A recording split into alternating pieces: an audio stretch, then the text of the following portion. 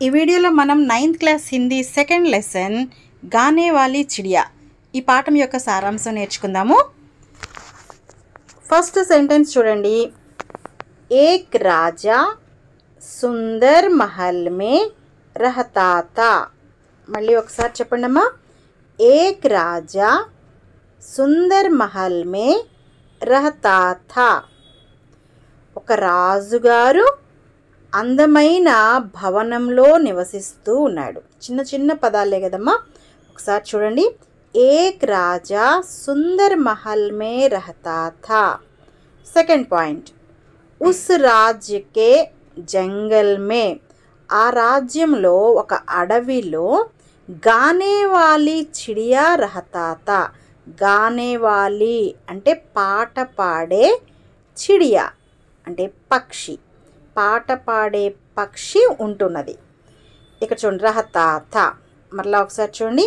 ఉస్ రాజ్యకే జంగల్ మే అంటే ఆ రాజుగారు ఏ రాజ్యానికైతే రాజో ఆ రాజ్యంలో అడవిలో ఒక పాట పాడే పక్షి ఉన్నది.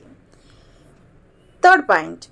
రాజా ఉస్ చిడియా కే బారే మే, రాజా ఉస్ చిడియా కే బారే మే जानकर एक लड़की की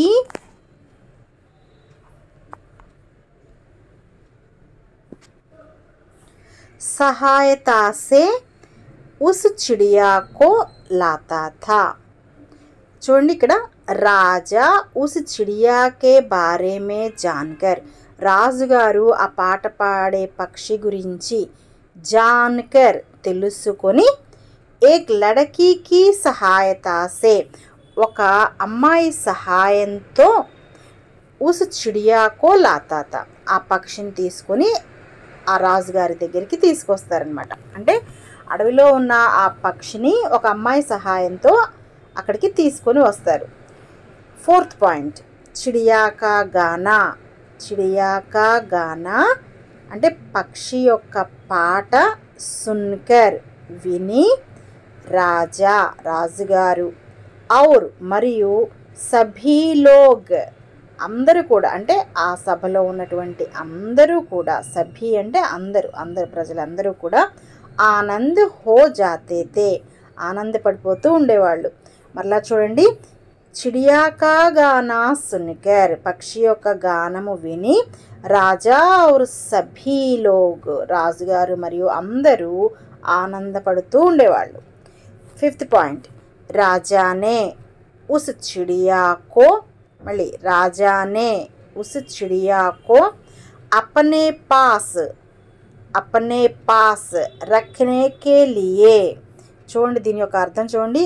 రాజుగారు ఆ పక్షిని తన దగ్గరే పెట్టుకోవాలని, ఉస్కే లియే సోనే కా పింజరా బనవాయా థా అంటే మరి అది ఆ పక్షి అడవిలో ఉండేది కదా, ఇప్పుడు రాజుగారు తన దగ్గరే పెట్టుకోవాలని, అప్పనే పాస్ రక్కనేకెళ్ళి తన దగ్గర పెట్టుకోవాలని, దానికోసం ఉస్కే లియే అంటే ఆ పక్షి కోసం సోనే కా పింజరా బంగారపు పంజరాన్ని బనాయా థా తయారు చేయించాడనమాట.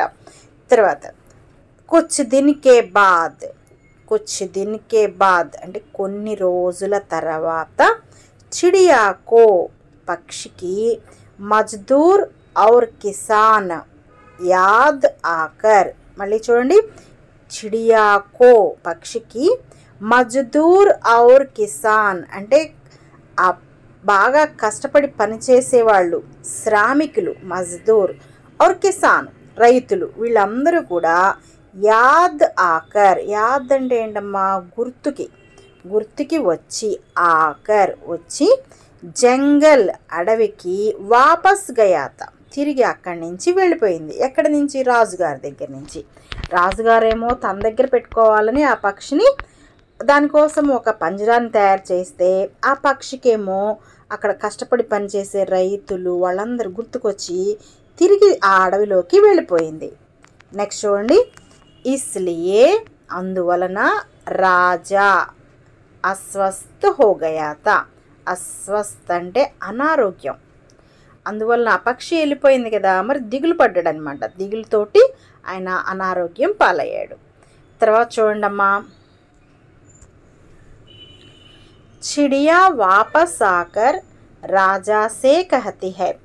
పక్షి తిరిగి వచ్చి, అంటే రాజుగారు ఇట్లా అనారోగ్యం పాలయ్యారని తెలుసుకొని పక్షి తిరిగి వచ్చింది. వాపస్ తిరిగి వచ్చి, ఆకర్ అంటే వచ్చి, తిరిగి వచ్చి రాజా సే కహతి హై, రాజుగారితో ఇలా అంటుంది, మజ్దూరోం ఔర్ కిసానోం కి సేవా కర్నా. చూడండి, ఆ శ్రామికులకు మరియు రైతులకు సేవ చేయటము అనేది హమారా కర్తవ్య హై, మన కర్తవ్యము. ఈ పాయింట్ చూడమ్మా, హమారా పక్కన కర్తవ్య హై రావాలి. హమారా కర్తవ్య హై, రాజుగారితో చెప్తుంది అనమాట, వాళ్ళకి సేవ చేయటం అనేది మన కర్తవ్యం అని చెప్తుంది. 9th పాయింట్, క్యోంకి, ఎందుకంటే, ఎందుకు వాళ్ళకి సహాయం చేయాలి అంటే, వే వాళ్ళు, హమారే మన యొక్క సుఖదాత ఔర్ అన్నదాత హై, అంటే ఆ కష్టపడి పనిచేసే శ్రామికులు మరియు రైతులు మన యొక్క, చూడండి హమారే సుఖదాత అంటే మనకి సుఖాన్ని పంచేవాళ్ళు. మరి వాళ్ళు గింజలు పండిస్తేనే కదా, బియ్యం పండిస్తేనే కదా మనం తినగలిగేది, మరి అలా తింటేనే కదా మనం ఆనందంగా ఉండేది. చూడండి, అన్నదాత, అన్నాన్ని దానం చేసేవాళ్ళు, సుఖదాత అన్నదాత, కాబట్టి వాళ్ళకి మనం సహాయం చేయాలి అని రాజుగారితో చెప్తుందనమాట పక్షి. ఇది ఈ పాఠం యొక్క స్టోరీ, మొత్తం కథ. మరి ఇలా పాయింట్ వైజ్గా రాసిన తర్వాత లాస్ట్లో విశేషత అని సైడ్ హెడింగ్ పెట్టి ఒక సెంటెన్స్ రాస్తే సరిపోతుంది. చూడండి ఇక్కడ, ఇస్ కహానీ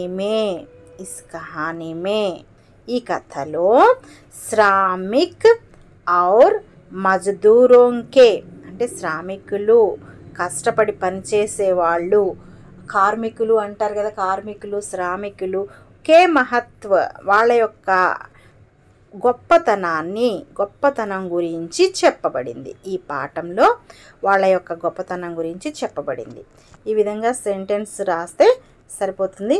మొత్తం స్టోరీ ఇలా సరళ పదాలతో రాయండి. పరీక్షకి ఇది, ఈ సారాంశం 8 మార్క్స్కి వస్తుంది.